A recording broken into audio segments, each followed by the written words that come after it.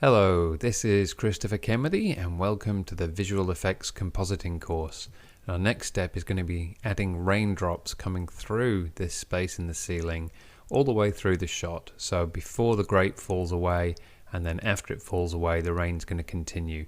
That just helps to draw the viewer's eye to this space and also makes it feel like a dingy underground place that's leaking through. But before we get to that, let's do a little housekeeping.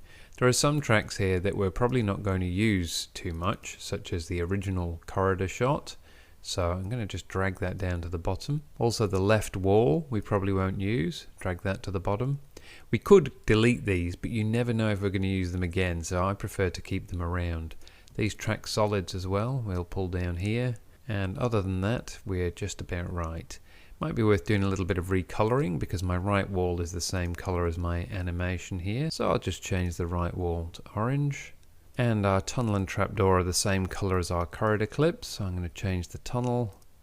And this is something you should really do as you're working, but I've been lazy and now is the time to catch up and make sure everything's easy to see. It really does make a difference later on when you're trying to spot which clip you need, and the stacking order becomes quite important from now on. Okay, so we'll go back to the composition and create a new black solid. We'll name this Rain, and to this we add CC Particle World. Now, as always, rendering's going to take a long time, so I'm just going to turn off all the layers that we don't need. So I'll leave the trapdoor, turn the tunnel off, turn off the right wall, I'll leave the corridor. So now we can play through at a reasonable speed and see that those particles are up there close to our origin point that we set at the beginning. That's not where we want them, so we'll move that around now. So go up to Producer, and here we want to move the position. So I'll move the X position across like that until it's lining up with the trapdoor, and then the Z position will bring it closer. So I'll just play through, see if that looks like it's still in the right place. Not bad. We'll just reposition, make sure that really is in the right spot. Now clearly the particles are going up rather than down, and although we don't need to make all the adjustments yet, I am going to just change that so it's a little clearer what we're doing. So under Physics, I'm going to, instead of pushing the gravity up, I'll drag it to the left to make it a minus number, which makes those particles come down, and I'll change Explosive to Cone Axis. That just makes it really clear where this is coming from. So when I play through, I can see that that does seem to be in just about the right spot. I've attached it fairly close to the edge there, so I probably want to move it a little more to the center. So we'll position the Z and the X. Now it does appear to be moving. If you look at the beginning, it's up here at that edge, and towards the end it's in the center. So maybe we do need to affect the Y here. So I'm just going to drag the Y down, and now when we play through, that does appear to be in a much more accurate position. So now we can start affecting the particles themselves. We want the particles to be coming out of the whole trapdoor, so we'll go to the radius X and widen that to about the width of the trapdoor, and radius Z. If you look at this red circle, you can see that that's now about the size of the trapdoor. I could change the Y radius to give a little more depth to that, but I don't think that's necessary at this point.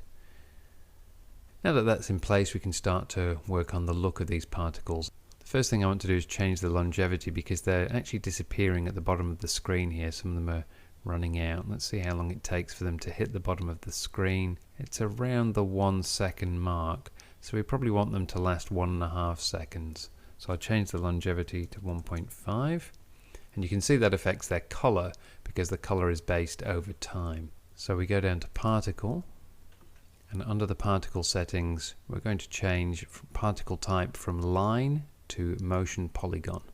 And these, if you look closely, don't look like raindrops at all. They're little triangles and they look very unrealistic, but by the time we've finished with them and blurred them, these look ideal for long raindrops. We'll change their color.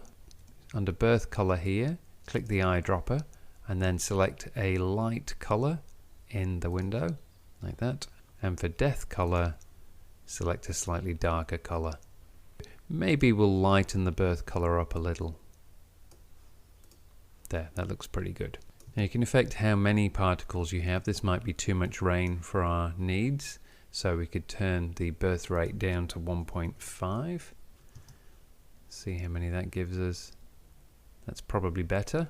And I'm also going to turn the velocity down to 0. I think that just helps with the appearance of the particles' motion as they fall. Now of course, it wouldn't suddenly start raining as the camera pushes through the shot, so we need to grab hold of the whole clip and move it to the left until the point where the particles are going out of view at the bottom.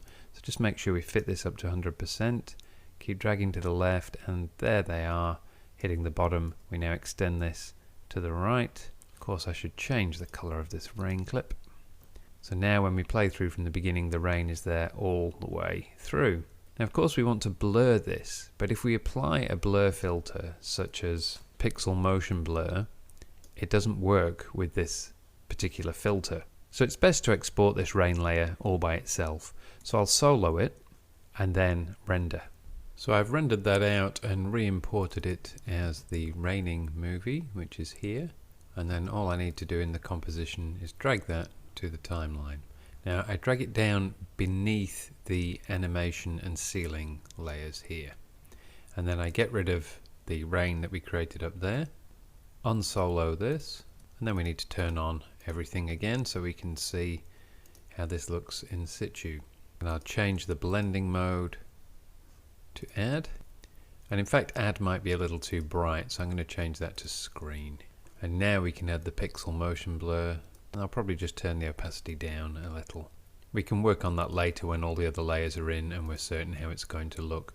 But for now we have nice blurry rain that falls all the way through the shot, and you can see it's falling from behind the bars up there, and it continues even when the grill is falling away. There's the rain still coming through. So now we can move on and in the next lesson add some smoky light to this scene.